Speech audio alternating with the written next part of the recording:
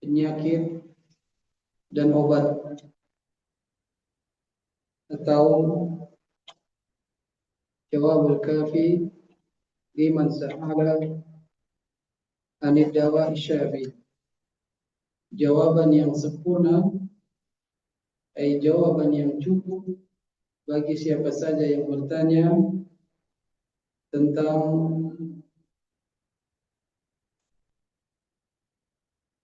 obat penyembuh. Dan ini ditekankan, penyakit yang dimaksud adalah penyakit rohani, penyakit hati. Karena kata Syekh Al-Utsaimin rahimahullah, penyakit dibagi menjadi dua, yakni penyakit jasmani dan penyakit hati, qalb. Kita akan memasuki lanjutan dari korelasi antara ampunan Allah dan perintahnya.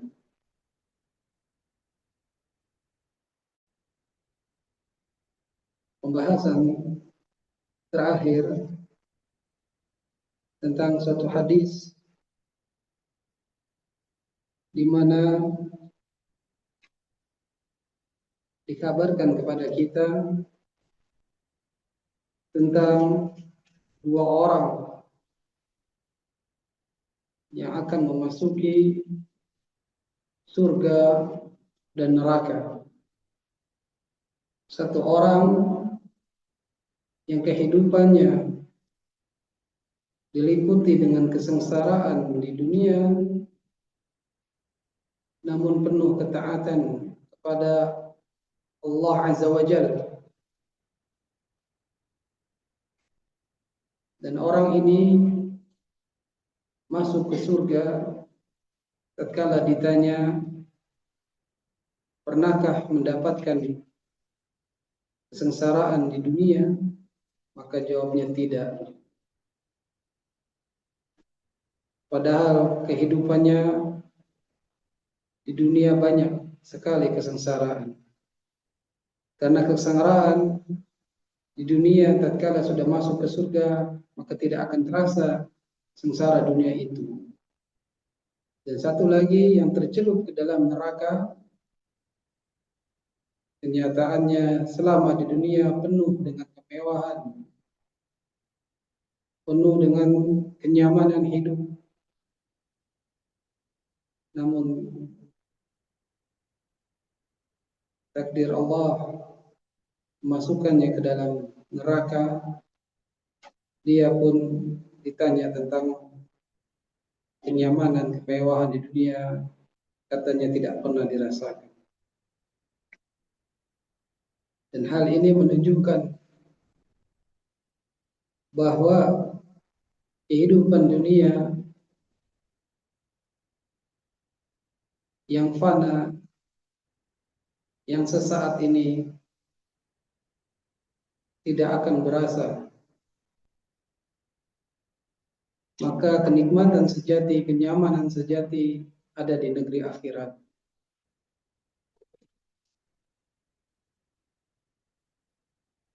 Imam Ahmad menyebutkan hadis Abu Rafi, ia berkata Rasulullah SAW pernah melewati kuburan Baqi yang ada di Madinah, dekat dengan Masjid Nabawi. Banyak para sahabat dikuburkan di sana. Ini hadis terakhir yang kita bahas, yang Nabi SAW memberikan nasihat tentang hal ini, yaitu tentang seseorang yang tidak amanah dalam mengemban tugasnya, yaitu sebagai pengurus zakat, di mana Nabi SAW mengutusnya untuk mengambil zakat dari keluarga fulan, namun ia mengambil sebuah pakaian darinya sekarang dikenakan dengan pakaian yang serupa dari api neraka. Ini peringatan bagi yang tidak amanah di dunia. Seorang pekerja harus kuat dan amanah. Seorang kepala keluarga harus amanah dalam memimpin anggota keluarganya. Seorang istri harus amanah dalam menjaga harta suaminya. Dan harta yang hakikat harta itu adalah anak. Juga hadis tentang Rasulullah Shallallahu Alaihi Wasallam tatkala dimi'rajkan, yang melewati suatu kaum yang bibir mereka digunting dengan gunting dari api neraka. Nabi bertanya pada malaikat Jibril dan juga para malaikat, siapa kaum yang bibirnya digunting dengan gunting api neraka? Malaikat pun menjawab, dia adalah para khatib dari umatmu di dunia. Mereka menyuruh manusia untuk melakukan kebaikan, namun mereka melupakan dirinya sendiri.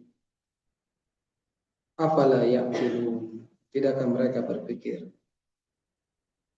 Ini hadis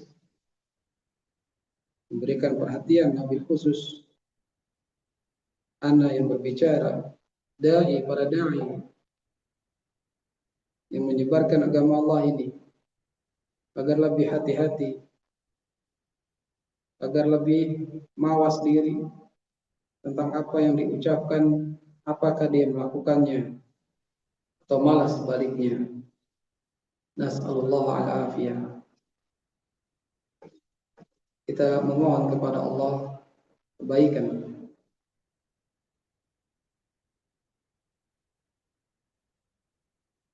Saya akan melewati satu hadis, namun kita hari ini lihat kepada hadis yang cukup panjang. Hadis dari Al-Bara' bin Azib tentang 3 pertanyaan di alam kubur.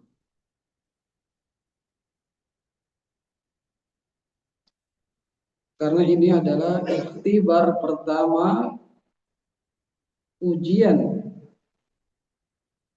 sebelum mencapai akhirat, yang terminal pertamanya setelah kehidupan ini adalah kuburan. Karena setelah hidup, maka kita akan transit dulu di kuburan.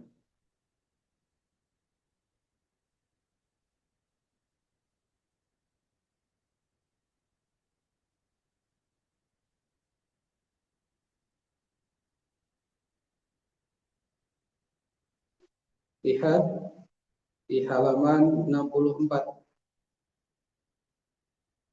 dari kitabnya Imam Ahmad rahimahullah ta'ala, Musnad Imam Ahmad. Dan ini hadis disahihkan oleh Ibnu Qayyim Al-Jauziyah rahimahullah ta'ala dalam Tahdzib Sunan Abi Daud. Bahkan penjelasan yang luas ini ada di kitab Ahkamul Janaiz miliknya Syekh Muhammad Nasiruddin Al-Albani rahimahullah ta'ala. Ahkamul Janaiz, hukum-hukum tentang jenazah. Hadis ini cukup panjang. Mungkin hari ini kita akan mengambil pelajaran-pelajaran darinya. Hadis dari sahabat Al-Bara' bin Azib Al-Ansari, dari Ansor, kaum Ansor Madinah.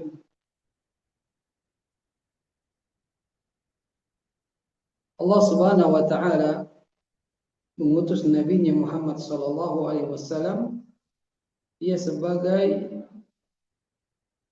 pemberi kabar gembira dan pemberi peringatan. Ada kabar gembira dan ada peringatan.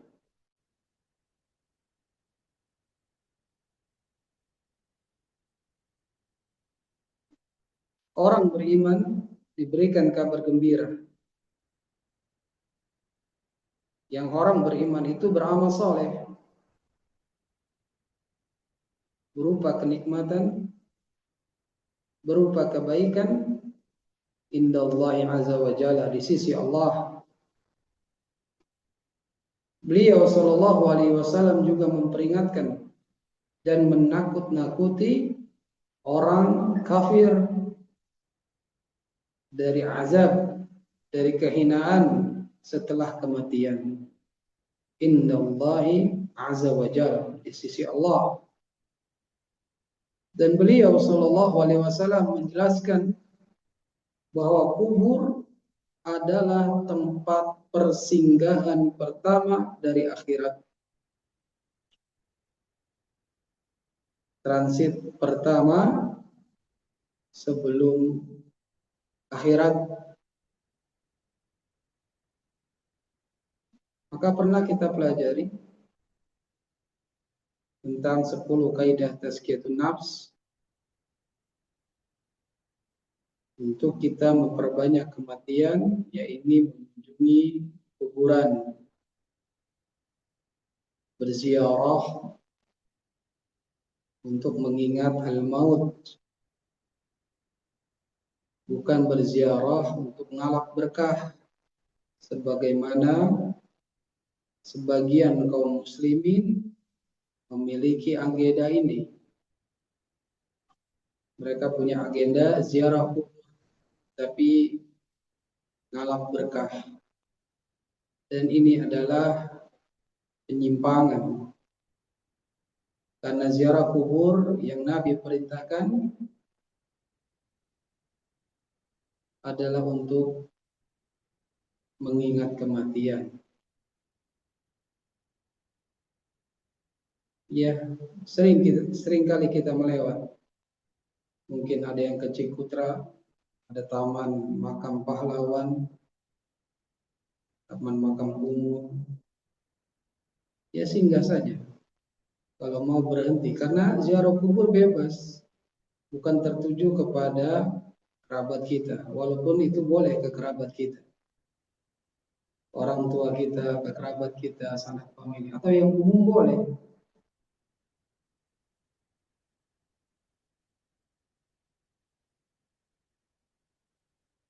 Aksiru hadimul ladat, aksiru lidzikri hadimul ladat, perbanyaklah oleh kalian mengingat pemutus kematian, yakni al-maut. Di dalam kubur, mayit akan menghadapi tahapan awal dari hisab, yaitu ikhtibar, ujian yang akan didatangi oleh 2 malaikat. Lihat hadisnya dari sahabat Al-Bara ibn Azib Al-Ansari. Kharajna ma'an Nabi sallallahu alaihi wasallam fi janazati rajul min al-Ansar. Kami keluar bersama Rasulullah dalam mengantar jenazah seseorang dari Ansar. Ini merupakan adab mulia mengiringi jenazah. Karena hak muslim itu diantaranya adalah diiringi jenazahnya, diantarkan. Dan kita yang mengantarkannya banyak pahala didapat nanti. Pantahaina ilal qabri. Kami sampai di suatu kuburan.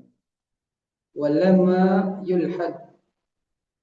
Dan kuburannya itu liang lahatnya belum dibuat. Dalam hadis ini Al-Bara bin Azib Al-Ansari radhiyallahu an menceritakan yang mengatakan keluar bersama Nabi sallallahu alaihi wasallam juga para sahabat yang lain dalam perjalanan menghadiri jenazah seorang laki-laki dari kaum Ansor, yaitu untuk mengantarnya sampai kuburannya, namun kuburannya belum selesai digali. Ya, setibanya Rasulullah dan para sahabat, lahatnya belum selesai dibuat. Lahat apa? Lubang yang dibuat pada sisi kubur. Dan juga ada namanya syak, lubang yang ada di kuburan tapi di tengahnya. Jadi ada dua jenis dalam istilah kuburan untuk menanam mayitnya. Yang di sisi yaitu di pinggir itu namanya lahad, dan yang di tengah itu namanya syak. Keduanya boleh, salah satunya digunakan. Fajalasa Rasulullah sallallahu alaihi wasallam wa jalasna haulahu. Maka Nabi sallallahu alaihi wasallam duduk, kami pun duduk di sekitarnya. Ka'anna ala rusina tayr. Seolah-olah di atas kepala kami itu ada burung-burung. Karena senang Karena sangat tenang. Karena hening, penuh ketenangan dan kewibawaan. Gak ada yang bicara.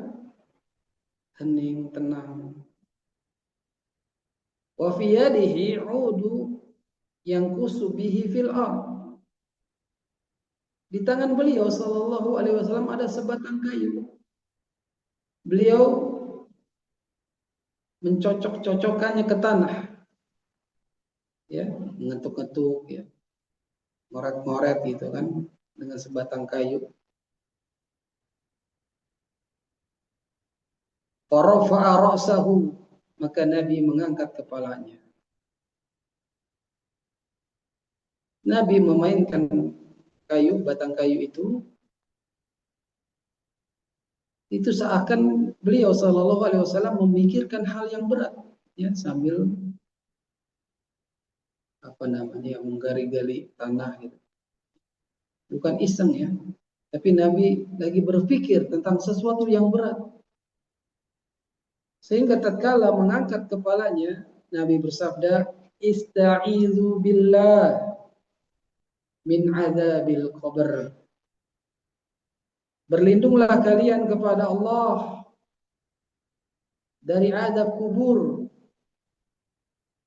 Maksudnya minta kepada Allah agar dilindungi dan dijaga dari azab yang terjadi di dalam kubur setelah seseorang dikubur. Ini tidak hanya sekali Nabi mengucapkan. Nabi SAW mengulanginya 2 atau 3 kali. Maratain atau salasan. Banyak hadis-hadis Nabi yang Nabi banyak mengucapkan jawahirul kalim. Ucapannya hanya singkat, padat, namun penuh makna, penuh pelajaran, diulang-ulang. Ini menunjukkan sebagai takkid, penegasan. 2 kali, 3 kali, ini menunjukkan penegasan, penekanan dalam suatu perkara. Ista'izu billah, ista'izu billah, ista'izu billah min adzabil qabr. Mohon ampunlah kepada Allah, mohon perlindungan kepada Allah, penjagaan dari Allah dari azab kubur.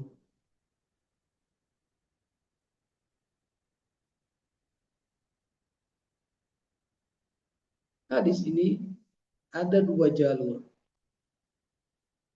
Imam Abu Dawud menggabungkannya. Imam Abu Dawud rahimahullah menjelaskan apa yang dikatakan masing-masing perawi dalam riwayat Ia berkata dalam hadis Jarir, terdapat tambahan di sini yaitu Jarir bin Abdul Hamid Ad-Dabi Al-Kufi, salah seorang perawi hadis ini yang mengatakan sesungguhnya mayit benar-benar mendengar suara sandal mereka ketika mereka pergi meninggalkannya. Dalam hadis yang lain ya. Ini tidak disebutkan dalam dakwah-dakwah disebutkan oleh Imam Ibnu Qayyim taala, tapi dikatakan oleh Imam Abu Dawud rahimahullah taala dalam jalur yang lain dari Jarir bin Abdul Hamid Ad-Dabi Al-Kufi, mayit itu benar-benar mendengar suara sandal mereka tatkala yang mengantar telah pergi meninggalkannya. Jadi mayit dapat mendengar suara hentakan kaki dengan alas kaki ketika orang-orang bubar meninggalkan pemakaman. Tatkala ditanya kepadanya, ya fulan man rabbuk, ma dinuk, wa ma nabiyyuk. Dan ini adalah ikhtibar 3 soal dalam ujian pertama di persinggahan pertama di alam kubur. Tentang roh, tentang nabinya, tentang agamanya. Tanyaan yang akan ditanya bagi mayit yang baru masuk kuburan.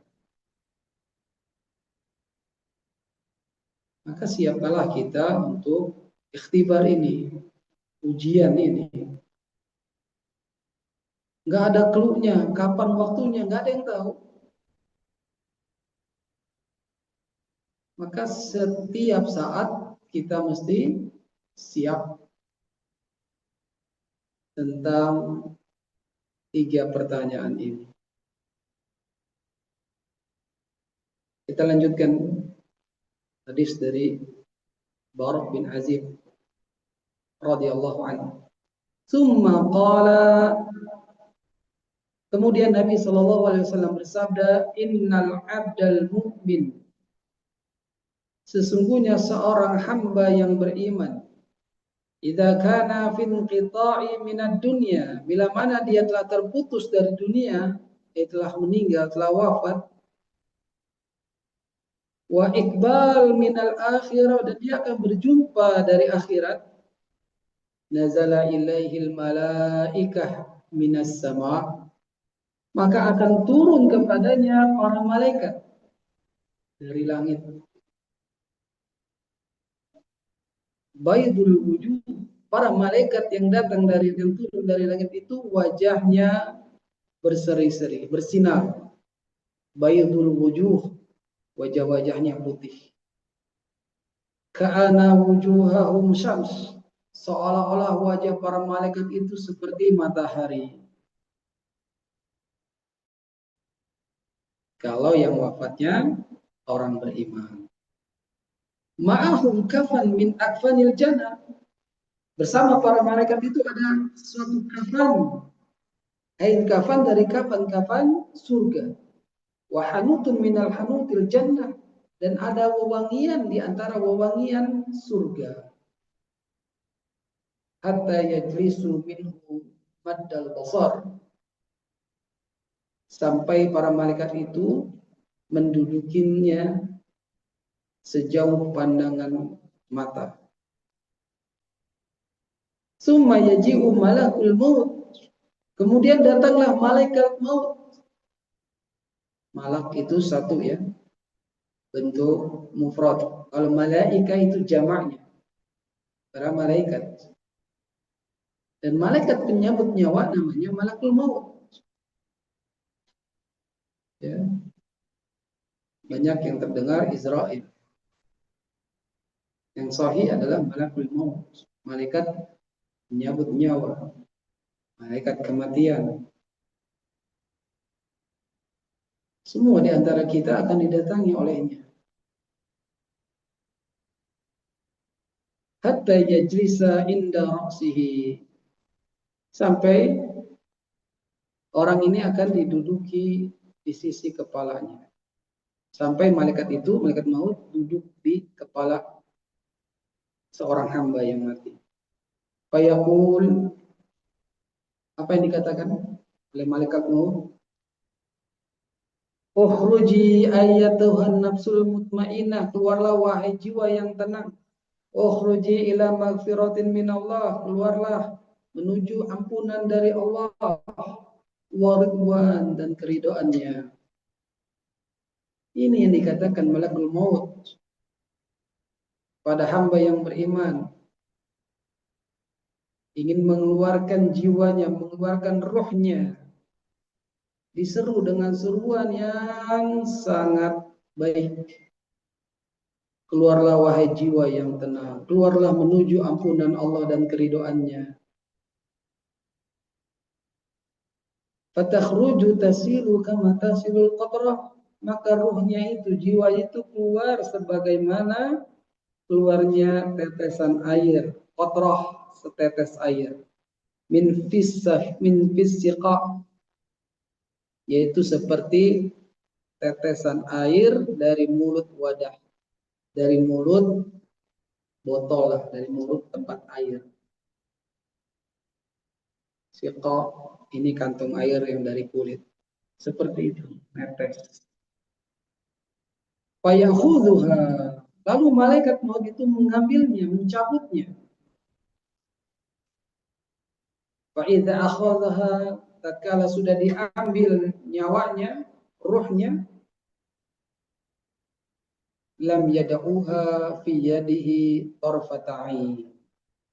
Para malaikat tidak membiarkannya sekejap pun di tangannya. Hatta ya'khudhuha, sampai mereka para malaikat segera mengambilnya. Fayaj'aluha fi dzalikal kafan. Lalu para malaikat meletakkannya di dalam kafan. Wa fi dzalikal hanut, dan wewangian surga itu. Wa yakhruju minha ka'atyabi, lalu keluarlah darinya hembusan atyab, ya, nafhah, hembusan atau aroma atyab. Atyab nafhah misk, keluarlah darinya hembusan atau aroma saharum minyak kasturi, misk. Wujidat ala wajhil ard, minyak kasturi aromanya yang terbaik yang belum pernah, ya, atau yang pernah tercium di muka bumi, itu keluar harum semerbak. Fayas'aduna biha, maka para malaikat naik ke langit membawa ruh itu. Fala yamurruna biha ala mana'in minal malaikatis sama, dan setiap kali mereka melewati sekumpulan malaikat yang ada di langit, ya, langit lewat para malaikat, ke langit lewat para malaikat, langit 1, 2, 3, 4, 5, 6, 7. Melainkan setiap melewati para malaikat bertanya, ma hadhihi ruh thayyibah, ruh siapakah yang baik dan harum ini? Ini para malaikat bertanya, ruh siapa yang harum, yang baik ini? Fayaqulun, maka mereka para malaikat mengatakan, fulan bin fulan, bi ahsani asma'ihi allati kanu yusammunahu biha fid dunya, dengan nama terbaik yang biasa dipanggil di dunia. Hatta yantahu biha ila sama'i dunya, hingga akhirnya mereka sampai ke langit dunia. Fayastaftihuna lah, lalu meminta agar dibukakan pintu. Fayuftahu lahu, maka dibukakanlah baginya. Fayusayyibuh min kulli sama'in muqarrabuha ila sama'il lati taliha. Setiap langit mengiringinya hingga langit berikutnya. hatta yuntaha bihi ila sama'i sabi'ah, sampai akhirnya dia ke langit keberapa? As-sabi'ah, langit ketujuh. As-sama' as-sabi'ah, karena as-sama' itu disifati dengan mu'annas, maka pakai adad tertibnya yang mu'annas. As-sama' as-sabi'ah. Fayaqulullah azza wa jalla, maka Allah berfirman, uktubu kitaba abdi, tulislah catatan amalan hambaku fi illiyin. Di mana? Di illiyin. Ya, ini tempat yang tertinggi. Wa'iduhu ilal ard, dan kembalikan dia ke bumi. Kata Allah, fa inni minha khalaqatuhum, karena dari tanah itu aku menciptakan mereka. Wa fiha u'iduhum, ke dalamnya aku akan kembalikan mereka. Wa minha akhrujuhum, dan padanya, yakni ke langit, ke tanah, aku akan mengeluarkan mereka. Taratan ukhra, sekali lagi. Ini prosesnya, ini masih ke langit, sudah dilaporkan kepada Allah. Maka kalau orang beriman disuruh catatan amalnya di illiyin,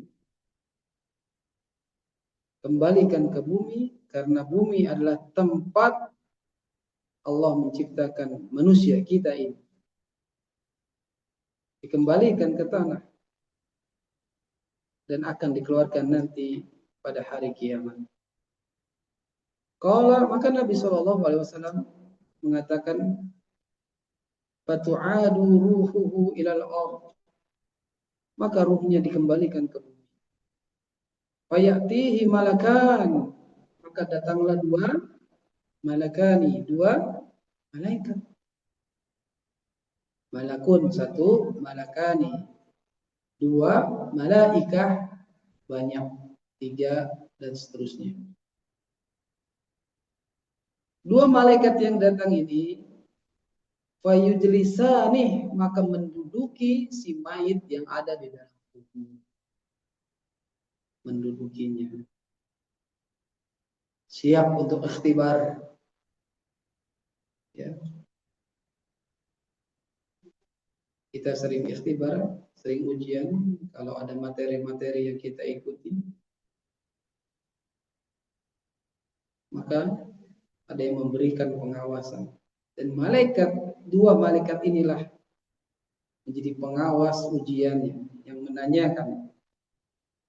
Fayakulani lah, maka dua malaikat ini bertanya padanya, man rabbuk, siapa Rabbmu? Fayaqul, maka si mayit menjawab, mayit ini mayit yang beriman, Rabbi Allah azza wa jalla, Rabbku adalah Allah azza wa jalla. Satu pertanyaan.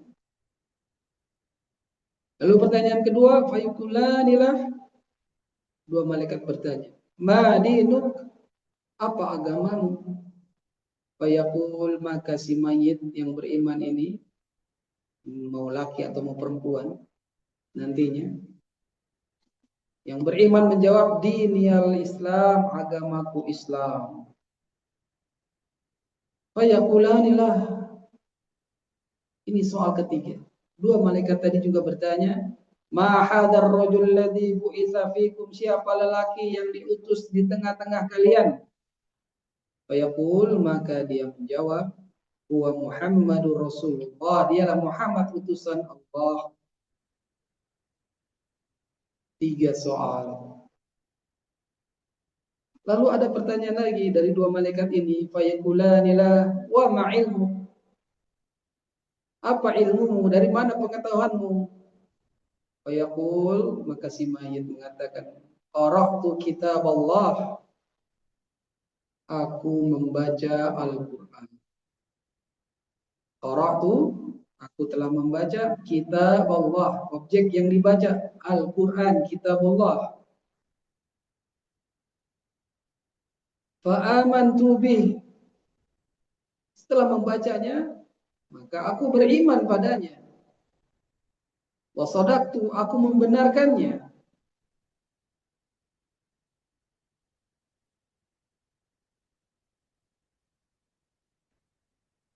Fayunadi munadin minas sama an sadaqa abdi.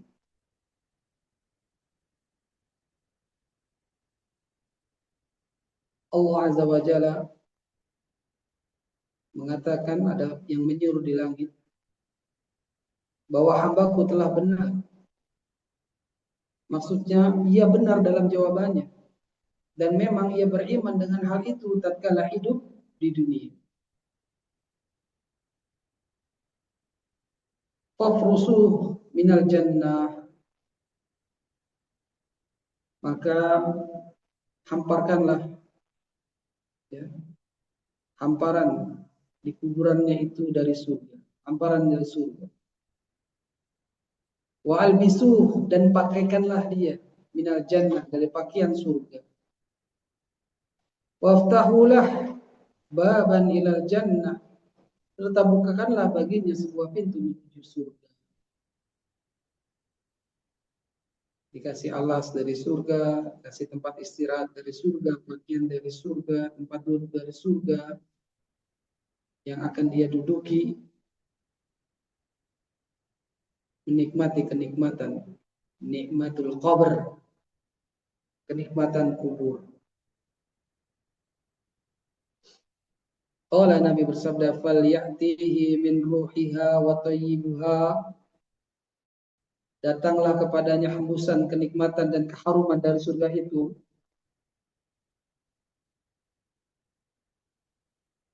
Wa yufsahu lahu fi qabrihi maddu basarihi, diluaskan kuburnya sejauh pandangan mata. Ini adalah balasan atas keimanannya bahwa Rabb-nya adalah Allah, bahwa agama Islam adalah agamanya, bahwa lelaki yang diutus di tengah-tengahnya adalah Muhammad SAW. Dia membaca Al-Quran, dia mengimani, dan dia membenarkan, yaitu dengan mengamalkan isi Al-Quran. Tatkala disebutkan Al-Quran, ini include di situ adalah Al-Hadis. Karena Al-Quran dijelaskan paling banyak oleh hadis Nabi SAW. Datang kesejukan, datang wewangian dari surga, hembusan aroma yang wangi dan suci dari surga.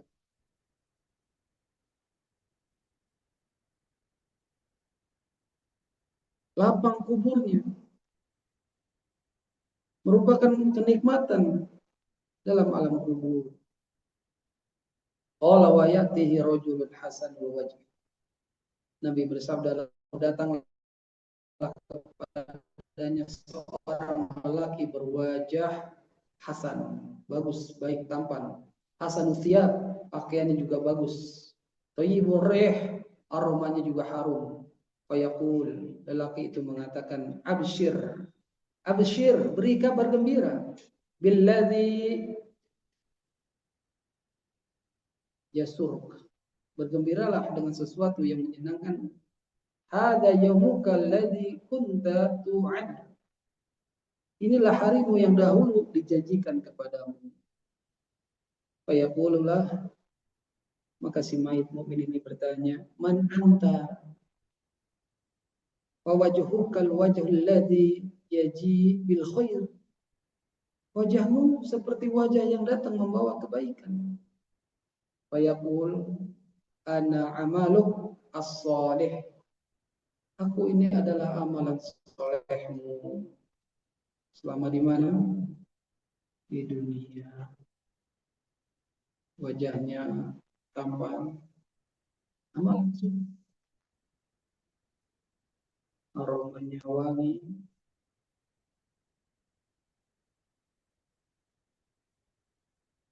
pakaiannya bagus. Fayaqul Rabbi aqimis sa'ah, apa yang dikatakan si mayit? Wahai Rabbku, aqimis sa'ah, tegakkanlah hari kiamat. Rabbi aqimis sa'ah. Wahai Rabb, tegakkanlah hari kiamat. Segerakanlah. Hatta arji'a ila ahli wa mali. Sampai aku bisa kembali kepada keluargaku dan hartaku. Qala, lalu Nabi bersabda, fa innal abdal kafir, adapun hamba yang kafir, idza kana fin qita'i minad dunya, tatkala dia telah terputus dari dunia, tatkala orang kafir sudah meninggalkan dunia, wafat, meninggal, mati, wa iqbal minal akhirah, dan dia akan bertemu dengan negeri akhirat. Nazala ilaihi malaika minas sama. Kejadiannya sama, akan turun malaikat dari langit. Tapi sudul wujuh, wajahnya hitam legam. Ma'ahum al-musuh, bersama mereka kain kasar dari neraka. Fayajlisuna minhu maddal basar, lalu mereka duduk di hadapannya sejauh pandang. Summa yaji malakul maut, datang malaikat maut. Hatta yajlisna inda ra'sihi, sampai malaikat tadi itu duduk di sisi kepalanya. Fayaqul, malaikat maut bertanya kepada orang kafir ini, ayyatuhan nafsul khabisah. Malaikat maut, wahai jiwa yang jelek, jiwa yang buruk, ukhruji ila sakhatin minallahi wa ghadab, keluarlah menuju kemurkaan dan kemarahan Allah.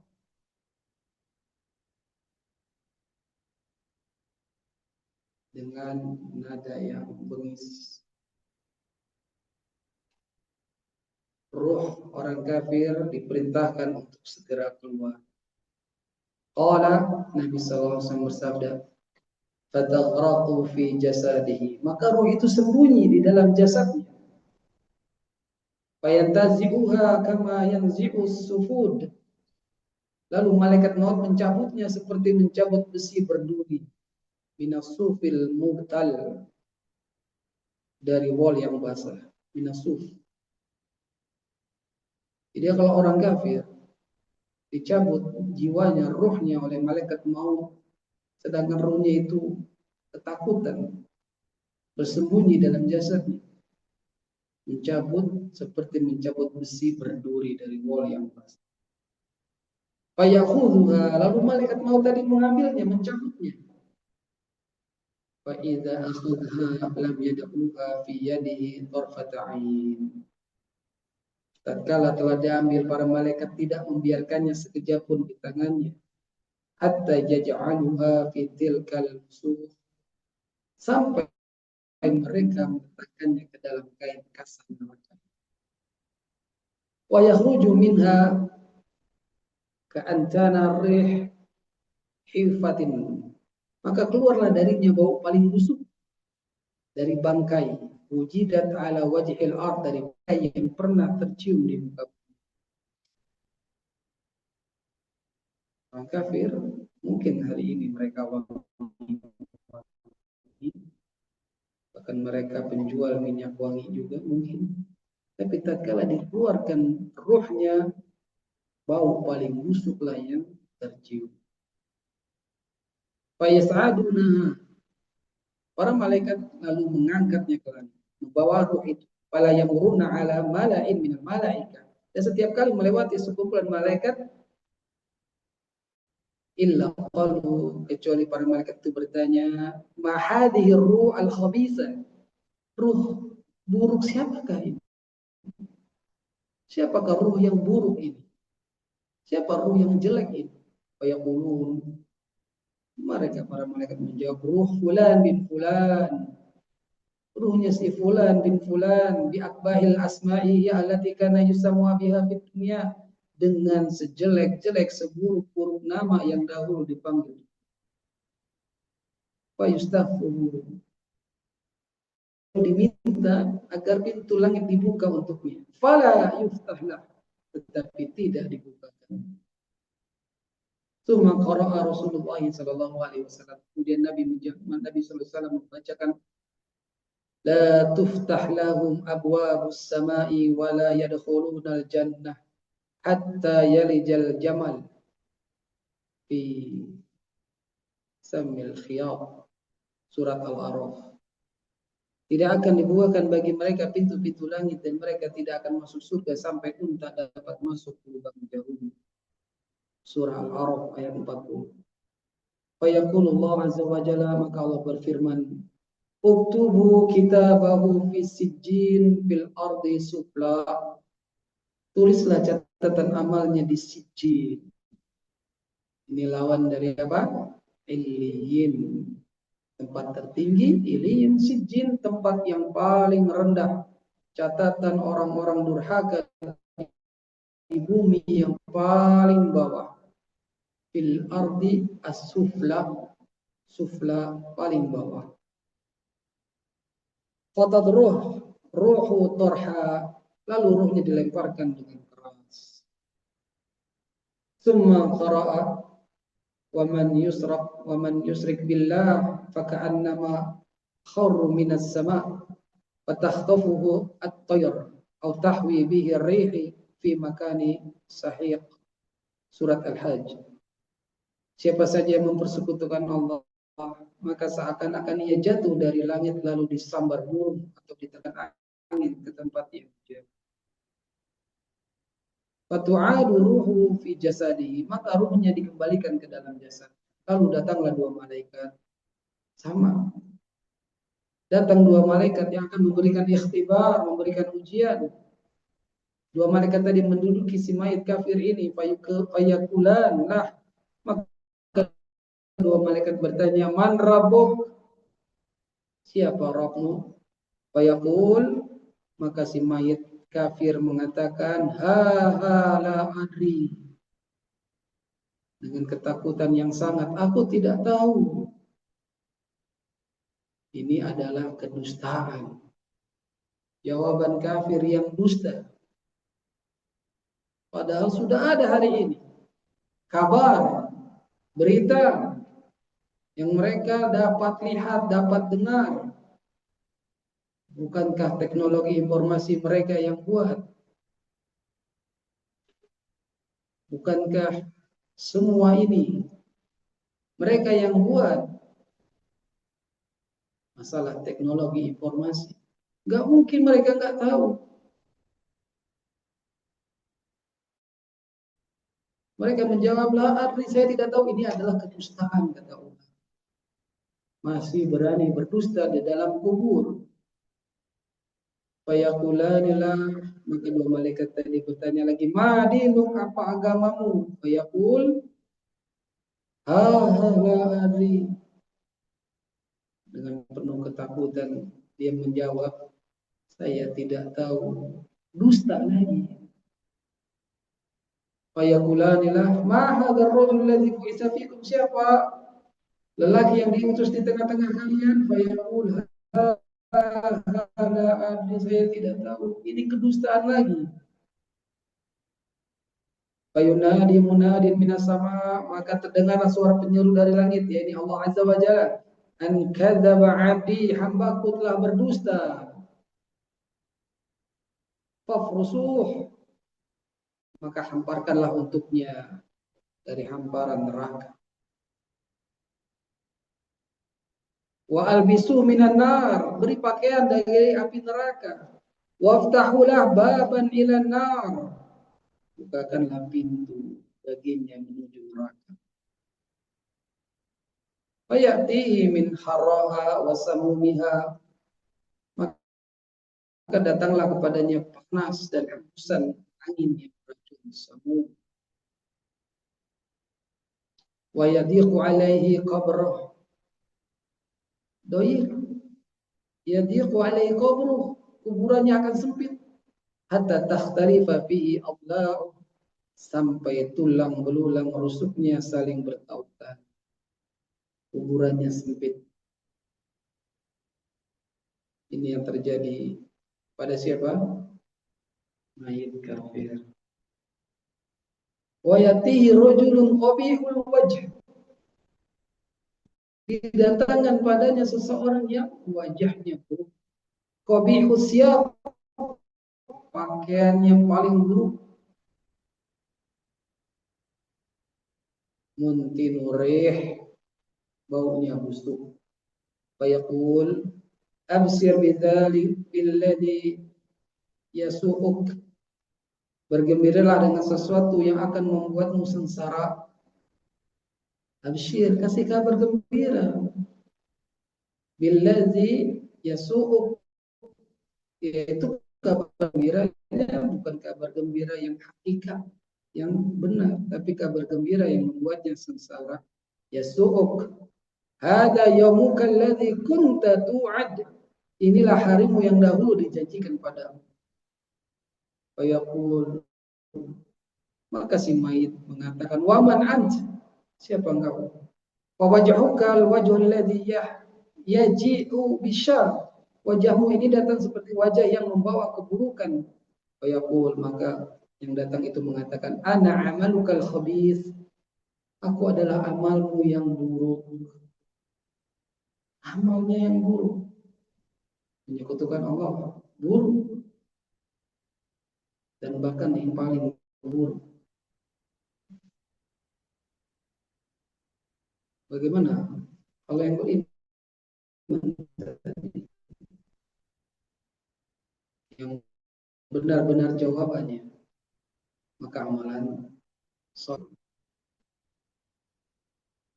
Apa yang dikatakan si mayit kafir ini? Rabb, la tuqimis sa'ah, jangan kau segerakan hari kiamat, jangan kau tegakkan hari kiamat. Wa fil li Ahmad aidan, dalam lafaz Ahmad juga, tsumma yuqayyadu lahu a'ma asma abkam bi yadihi mirzabah. Dalam riwayat Ahmad, kemudian dihadapkan kepadanya malaikat yang buta, yuqayyidu lahu a'ma,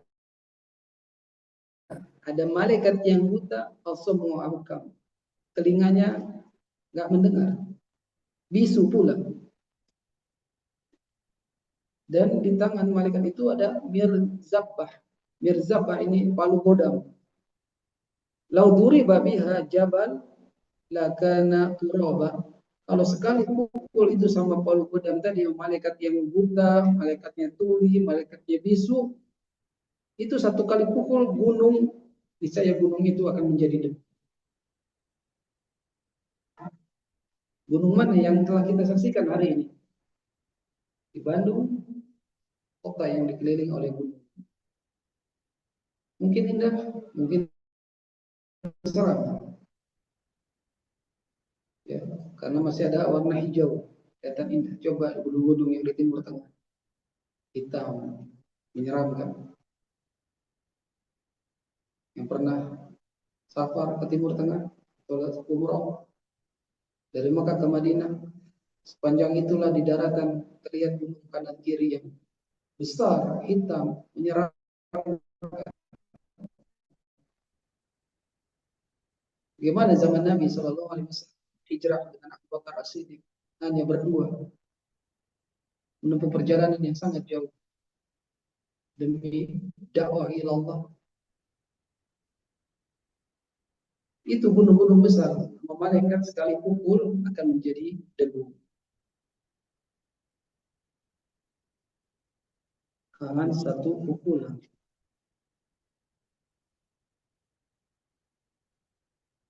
Fayadribuhu darbatan hatta yasira turaba. Lalu malaikat itu memukulnya dengan satu pukulan hingga ia menjadi debu. Tsumma yu'iduhu Allah kama kana. Kemudian Allah mengembalikannya seperti semula. Fayadribuhu darbatan ukhra. Lalu dipukul satu lagi dengan pukulan yang lain. Fayasbihu, maka ia menjerit.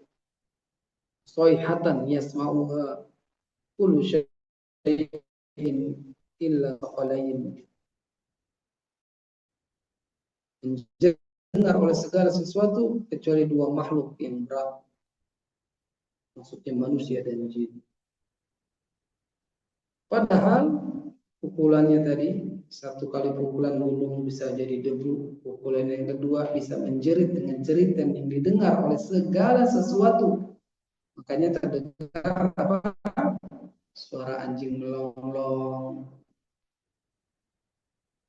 ya, ketakutan anjing-anjing atau binatang-binatang,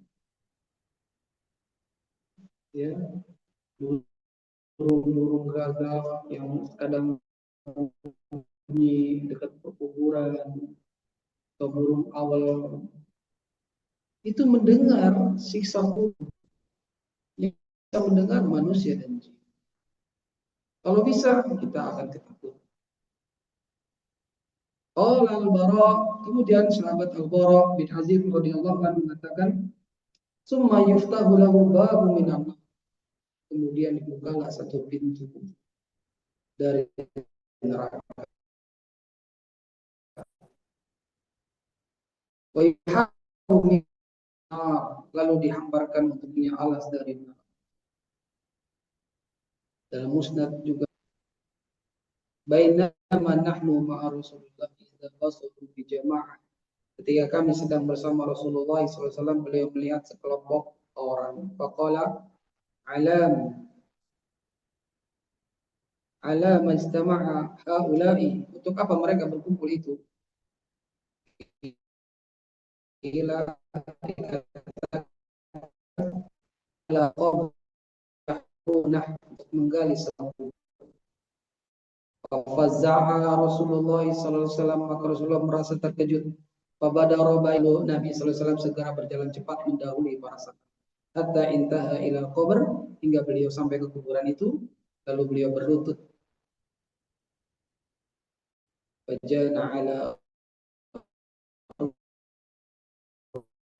di atas kedua lutut. Fastaqbalnahu fastaqbalnahu fastaqbaltuhu baina yadayhi. Aku pun berdiri di hadapan beliau. Bara' bin Azib radhiyallahu berhadapan kepada Nabi, li anzura, untuk melihat mada yasna, apa yang dilakukan oleh Nabi sallallahu alaihi wasallam. Fabaka hatta balat thara minad dumu'ihi. Beliau sallallahu alaihi wasallam menangis hingga tanah menjadi basah oleh air matanya. Summa qala aqbil alaina faqala. Summa aqbala alaina faqala. Kemudian Nabi menghadap kepada sahabat dan bersabda, ya ikhwani, wahai saudara-saudaraku, li mithli hadzal yaum, seperti inilah, hari inilah, fa'idu, ya, siap-siaplah kalian. Ya, maksudnya inilah kejadian kematian yang akan dikubur, maka persiapkanlah diri kalian. Inilah Nabi SAW menjelaskan kepada kita hadis Bara' bin Azib radhiyallahu anhu yang panjang ini, kisah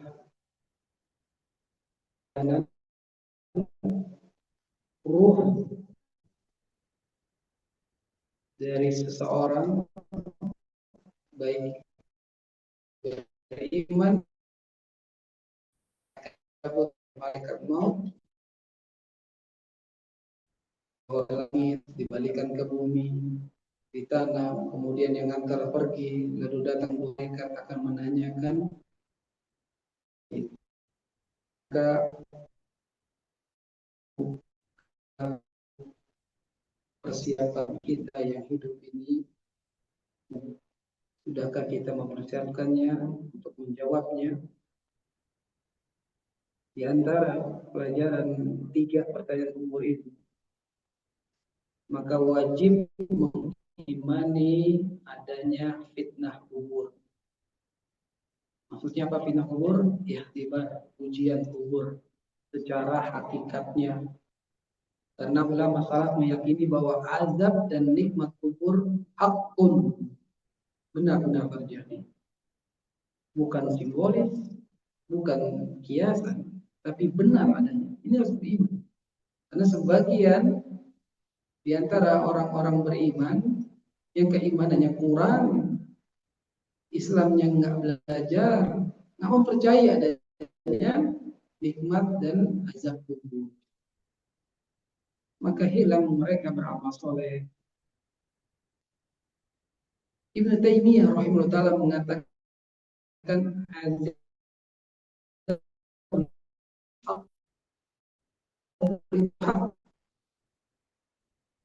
wasudah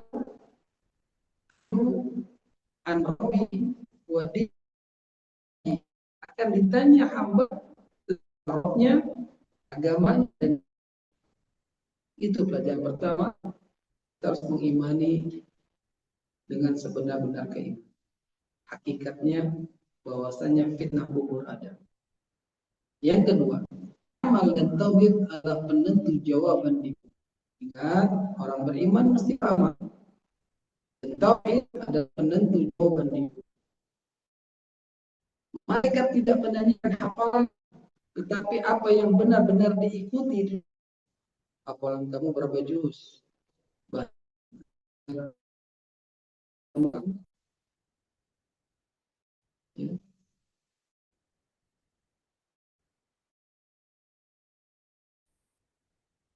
Dan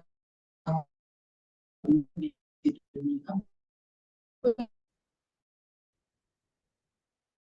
salah adalah yang mesti diikuti.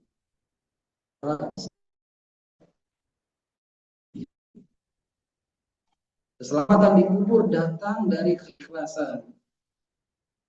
Selama kita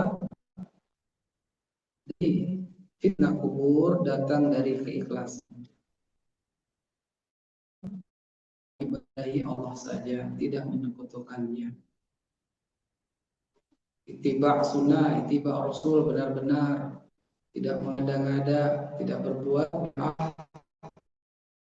dengan bukan ilmu, sudah kajian, yang penting ngajinya sudah bagus. Benar.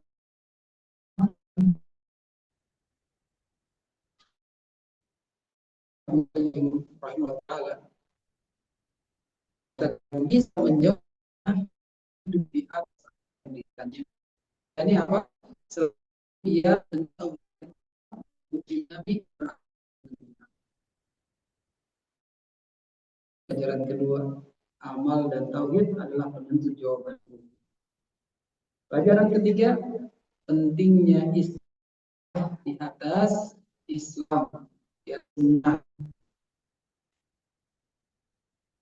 karena pertanyaan kubur menunjukkan bahwa hidup adalah masa ujian. Seluruh hidup kita ini ujian. Jawaban tersebut memang mencari ilmu itu pernah, ya. Maka yang hal-hal mubah seperti rihlah, safar, yang mubah silakan. Para ulama salafus soleh kalau sudah mumet sama pelajaran, mereka umroh, ya. Yang laki-laki kan tahalulnya dengan membotakan. Itu memfreshkan, refresh diri. Boleh, ya. Bagi perempuan untuk dia rihlah asal bersama suaminya. Jangan rihlah tanpa mahram. Tidak diperkenankan. Sebaik-baik rihlah, ya kalau punya duit, punya uang, punya finansial, ya umroh atau haji. Atau kalau ada, tinggalkan jauhi. Yang keempat, pelajaran dari hadis Bara' bin Azib radhiyallahu anhu, hidayah orang munafik, orang kafir tidak mampu menjawab di kuburan, meskipun tahu jawabannya di dunia. Ya. Jadi ilmu saja tidak cukup, harus disertai dengan keikhlasan dan amal saleh. Pelajaran kelima, pentingnya sunnah dan menjauhi bid'ah. Dari pertanyaan man nabiyuk atau manil rajul alladhi bisa fikum. Siapa lelaki yang diutus kepada kalian? Siapa nabi? Ini menunjukkan bahwa keselamatan sangat terkait dengan mengikuti Nabi Sallallahu Alaihi Wasallam, ittiba'ur Rasul.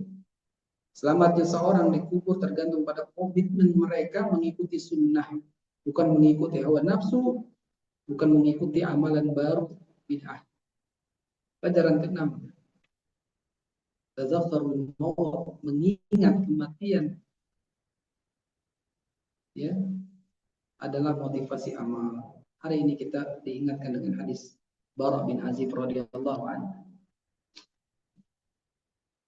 Begitu menyenangkan kalau orang beriman menjawab, begitu mengerikan kalau orang kafir menjawab pertanyaan kitanya. Yang ketujuh, pentingnya menjauhkan kemunafikan. Jadi orang kafir menjawab hal-hal hari. Pertanyaannya dijawab dengan mengerikan, katanya nggak tahu. Ini pun terjadi pada orang-orang munafik. Lebih nyata daripada dunia. Dan terakhir ya ikhwah, ummahat fillah, jujur dalam keimanan tentang adanya ujian kubur ini. Nah, maka perbanyaklah doa agar kita terjauh dari fitnah kubur. Gimana? Saat tasyahud akhir kan ada doa perlindungan dari 4 kali. Allahumma inni a'udzubika min fitnah wa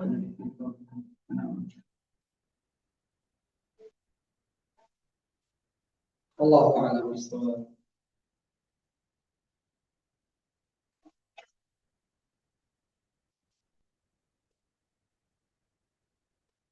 Ini kita jawab dulu pertanyaan.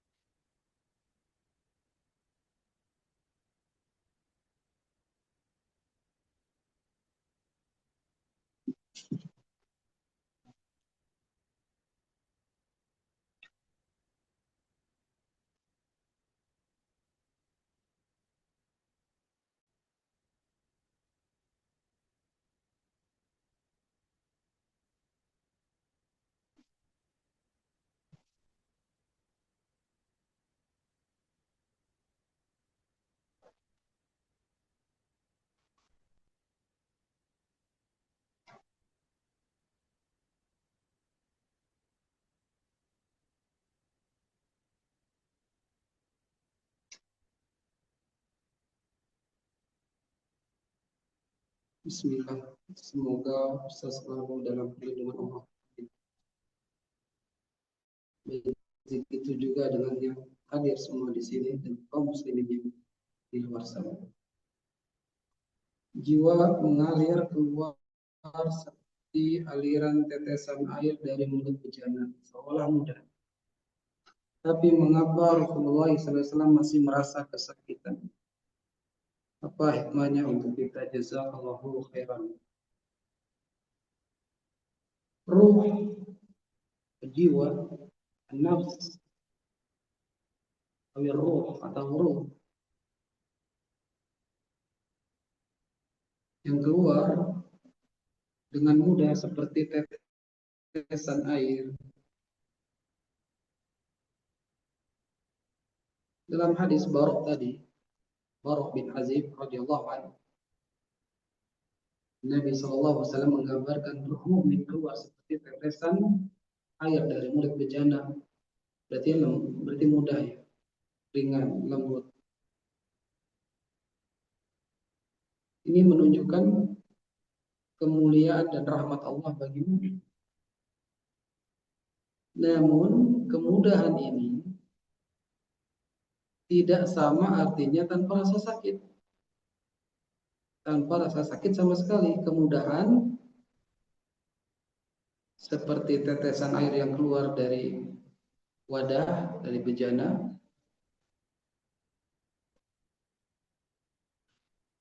menunjukkan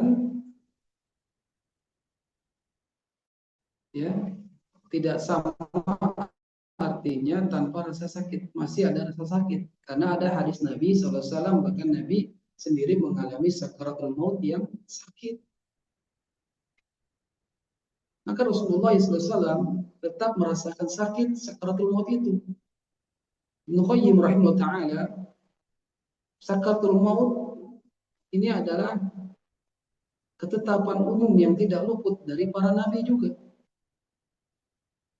daripada orang-orang solih ataupun selain mereka. Kullu nafsin dha'iqatul maut. Setiap jiwa pasti merasakan mati, maka sama-sama merasakan sakaratul maut yang sakit. Ya. Rasulullah Sallallahu Alaihi Wasallam pun bahkan lebih berat. Ini adalah keistimewaannya, bukan kekurangan. Penulis Fathul Bari, syarah dari Sahih Bukhari, yaitu Ibnu Hajar Al Asqalani, menjelaskan Nabi Sallallahu Alaihi Wasallam diberi pahala berlipat atas rasa sakit tersebut. Sakit itu yang dialami oleh manusia, orang beriman, menggugurkan dosa. Sakaratul maut yang benar, yang memang sakit. Walaupun Nabi mengatakan sebagai tetesan air yang mudah dari keluar bejananya. Sakitnya sakaratul maut dirasakan itu akan menggugurkan dosa. Sempurnanya Rasulullah SAW sebagai manusia yang paling sabar, paling tawakal, dan paling dekat kepada Allah Subhanahu wa taala. Jadi proses keluarnya ruh seorang mukmin mudah, halus, ringan. Tapi sakaratul maut tetap terasa sakit. Ya. Nah, apa sih hikmahnya? Agar kita tahu bahwa saja Nabi saja sakaratul maut sakit. Ini kan dari hadis Aisyah radhiyallahu anha, di mana Nabi wafat dalam pelukannya. Kata Aisyah radhiyallahu anha, aku tidak iri kepada siapapun yang mati ringan setelah melihat beratnya sakaratul maut Nabi sallallahu alaihi wasallam. Artinya Nabi sallallahu alaihi wasallam mengajarkan kepada umat waqi atau realitas kematian itu begitu. Nah, wallahu a'lam bishawab. Adapun hikmah-hikmah yang lain mungkin ada, ataupun kalau tidak ada itu dari ketetapan Allah Subhanahu wa taala. Karena hikmah itu ada dua, ada hikmah yang nampak jelas, ada hikmah yang tersembunyi yang kita nggak mengetahui. Nah, wallahu a'lam bishawab.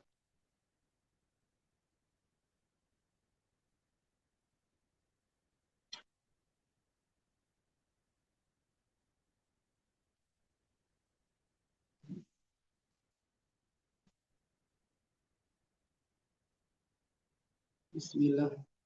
Semoga Ustaz selalu dalam limpahan rahmat Allah. Amin. Begitu juga yang bertanya dan semua yang berada di sini.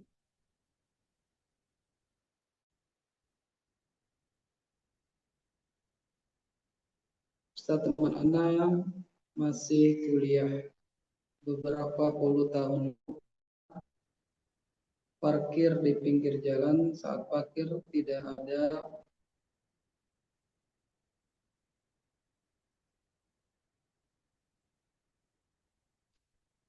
tidak ada lubang. Jadi tidak ada tukang parkir, sehingga parkir sendiri. Saat keluar pun tidak ada. Tapi tiba-tiba saat sudah keluar ada bunyi priwit ya. Prit, prit. Karena manusia tidak sama dengan di parkiran, jadi pergi saja. Karena merasa di parkiran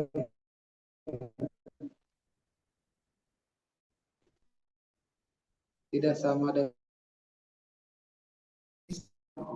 parkir ya, yang ada tulisan boleh. Sekarang bahwa terpikir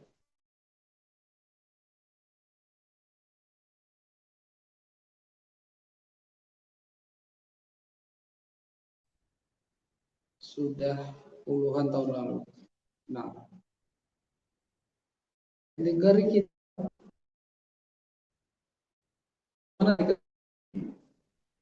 masalah hal ini ya,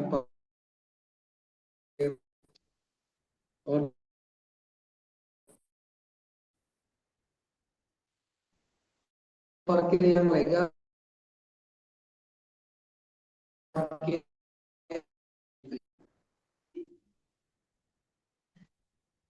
yang swasta ya ada areanya. Ini jelas ya.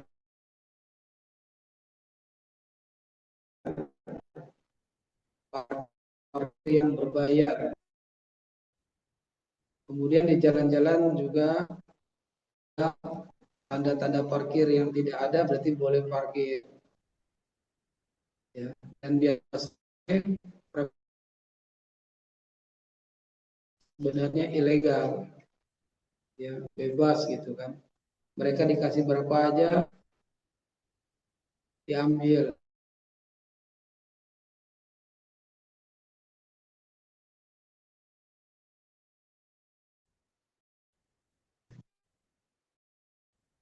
Dalam hal-hal yang kelihatan ini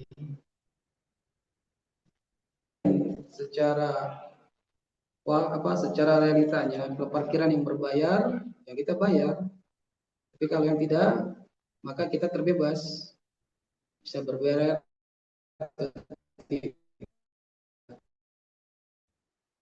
Ini bukan hutang kalau memang itu lahan parkiran resmi gitu lah ya. Seperti itu. Nggak ada larangan parkir, kita ya nggak dikasih pun tidak mengapa, asal aman aja besok ke situ gitu. Kalau nggak aman kan ngeri, mendingan kasih aja cuman. Kalau nggak ngasih karena hilaf, Allah alam ini bukan hutang.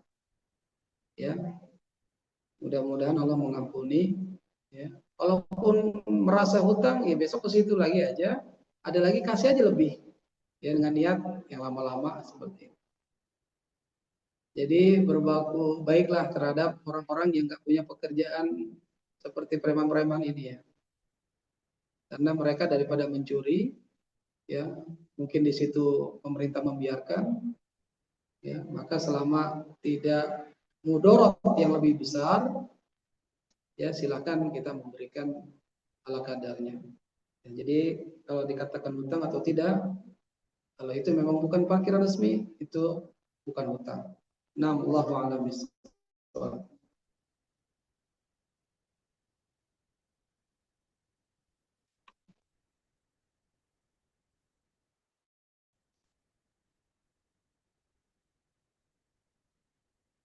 Ini yang kedua masih tentang parkir.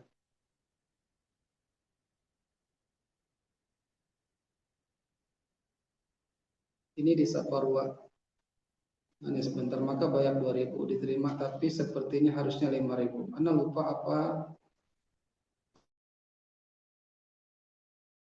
tukang parkir protes atau tidak. Tapi memang tidak ada ketentuan resmi harus bayar berapa. Cuma tidak enak kalau akhirnya karena hanya bayar 2.000 bukan 5.000. Ya tadi ini, jadi peraturan-peraturan yang memang mengalir adanya di masyarakat. Enggak ditentukan oleh pemerintah yang berlaku. Ya. Jika tidak ditentukan, atau mereka kalau untuk 5.000 sekali parkir, kasih saja 5.000. Ya, adanya 2.000. Kalau kita minta aturan jelas, mereka tidak bisa juga dari pemerintah. Seharusnya pemerintah yang harus rinci masalah parkiran seperti ini. Ya, karena banyak parkiran liar. Bahkan di beberapa ruko dikatakan tidak usah bayar parkir. Ya, kan muncul saja preman tiba-tiba. Dia bikin baju sendiri, dia parkir sendiri. Ya. Yang dosa siapa? Yang dosa si premannya itu. Ya. Nah, Allah alam bisawab. Ini saja mungkin yang bisa disampaikan. Ini ada kuis, satu buat offline dan satu buat online. Hadis Barah bin Azib radhiyallahu anhu.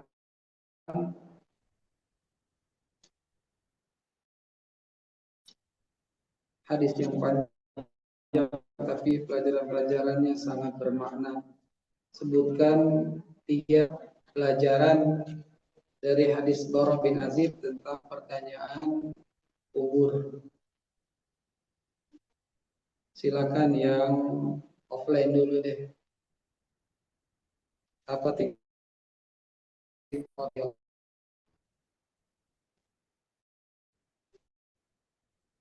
Terang, Musafa.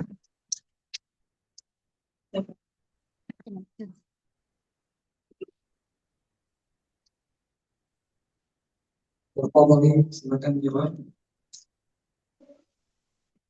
Silakan. Bismillah. Anda mau jawab, Ustadz? Ayah, Bapak Ya. Yang pertama, wajib mengimani adanya siksa kubur. Yang kedua, amalan dan tauhid adalah penentu jawaban dalam kubur. Yang ketiga, mengingat kematian adalah motivasi beriman. Syukran. Saya jawab saya. Saya jawab saya. Nah, karena buat yang lain, buat yang lain,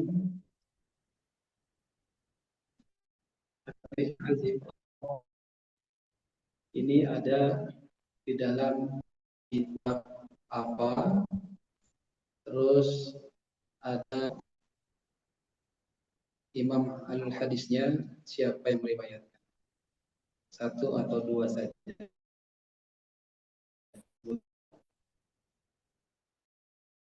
Bin Azib tentang kubur ya, sangat terkenal.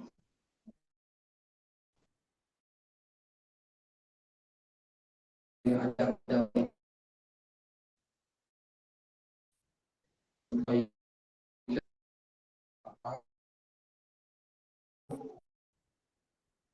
hadisnya.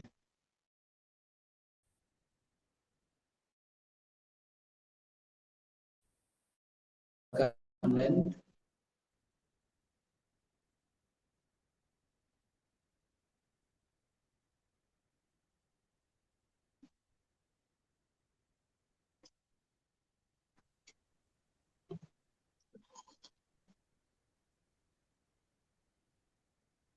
Assalamualaikum Ustaz, izin menjawab.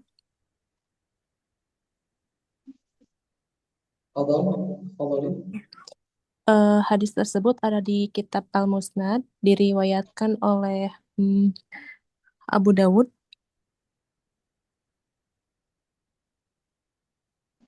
Baik, cukup. Musnadnya siapa?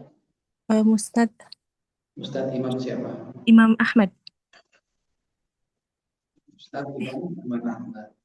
Ada dalam Musnad Imam Ahmad diriwayatkan oleh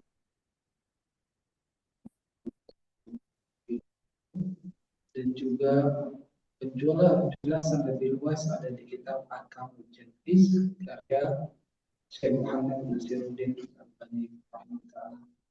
Silakan diulang-ulang tentang hadis jiwa sehingga kita lebih mempersiapkan jiwa kita menghadapi ikhtibar yang kita nggak tahu kapan datangnya ikhtibar itu. Semoga Allah mudahkan semuanya. Wabillahi taufiq. Wassallallahu ala nabiyina Muhammad wa akhiru da'wana alhamdulillahi rabbil alamin. Subhanaka Allahumma wa bihamdika asyhadu an la ilaha illa anta astaghfiruka wa atubu ilaik. Assalamualaikum warahmatullahi wabarakatuh.